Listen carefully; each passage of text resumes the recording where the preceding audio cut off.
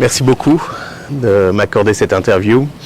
En tant qu'ambassadeur de France en Arabie Saoudite, c'est ma 3e visite en 1 an dans la région d'Al Oula. Pour moi, c'est la plus belle région d'Arabie Saoudite. Je suis à chaque fois fasciné quand je viens ici par les paysages extraordinaires, l'atmosphère à la fois calme, sereine, et puis bien sûr l'histoire, l'archéologie, l'ensemble des sites qui m'émerveillent à chaque fois.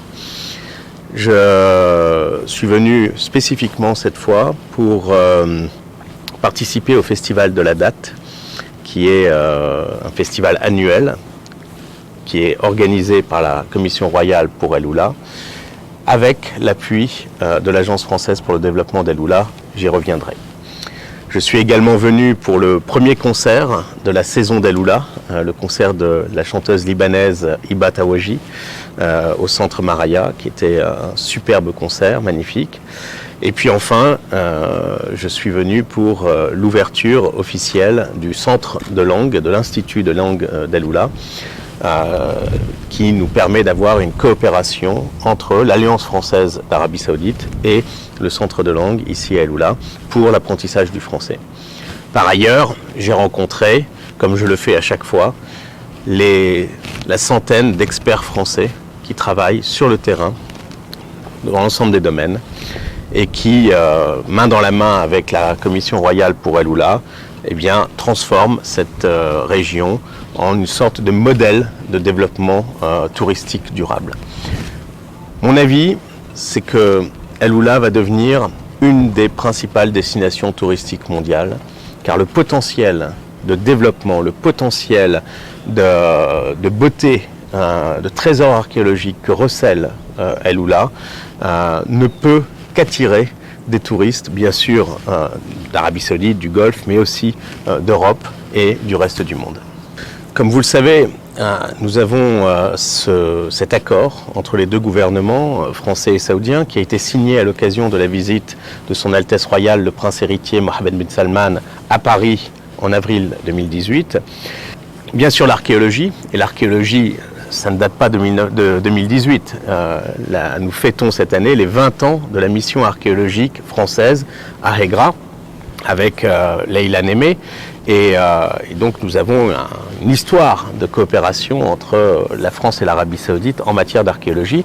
J'ai été ravi de voir cette semaine plusieurs missions qui sont très avancées. Je pense en particulier à Hegra, bien sûr, avec Leïla Némé. Je pense aussi à Dadan, avec Jérôme Romer et avec M. Sohaibani.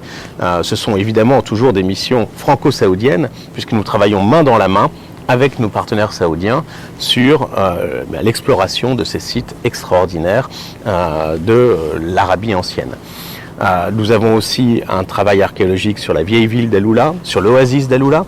Et donc là, ce sont des dizaines d'experts qui travaillent au quotidien avec beaucoup d'énergie pour faire découvrir au monde cette histoire, cette civilisation exceptionnelle qui s'est formée ici dans l'oasis d'Al Oula.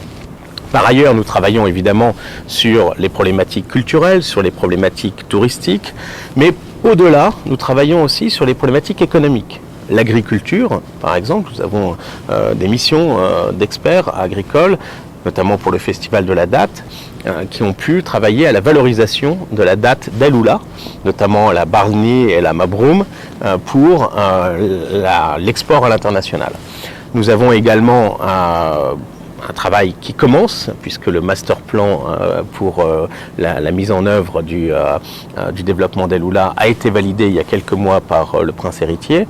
Nous avons, dans le domaine des infrastructures, des accords qui ont été signés très récemment lors du Future Investment Summit à entre RCU et un consortium français, Aegis, Aegis, Assystem et CETEC, et par ailleurs la RCU sur le développement des infrastructures.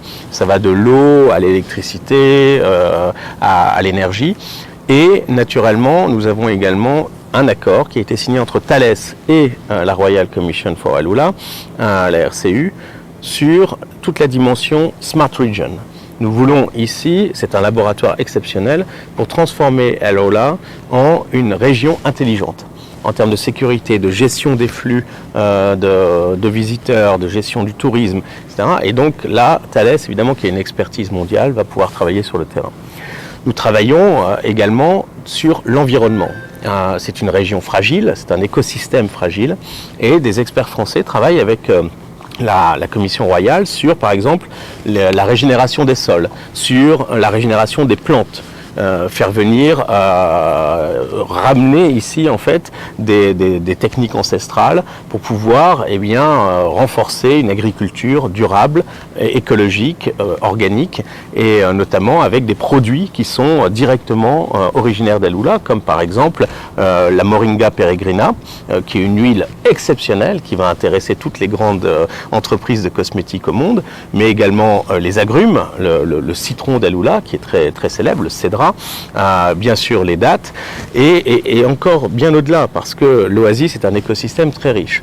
Et tout ce que nous faisons ici ensemble, saoudiens et français, va être utile pour El-Oula, mais va être utile au-delà pour l'ensemble de la région et probablement aussi l'ensemble du monde, parce que c'est un laboratoire de méthodes innovantes pour lutter contre le changement climatique, pour lutter, pour essayer d'obtenir des solutions innovantes sur le traitement de l'eau, sur l'utilisation de l'eau, l'irrigation, ou également naturellement sur la valorisation et la productivité agricole, sans toucher, je dirais, à l'environnement, et puis bien sûr sans toucher aux trésors archéologiques qui sont ici à El-Oula. Donc c'est un partenariat global, c'est un partenariat stratégique que nous avons entre la France et l'Arabie Saoudite, et je suis en tant qu'ambassadeur particulièrement fier de pouvoir accompagner ce partenariat, le renforcer.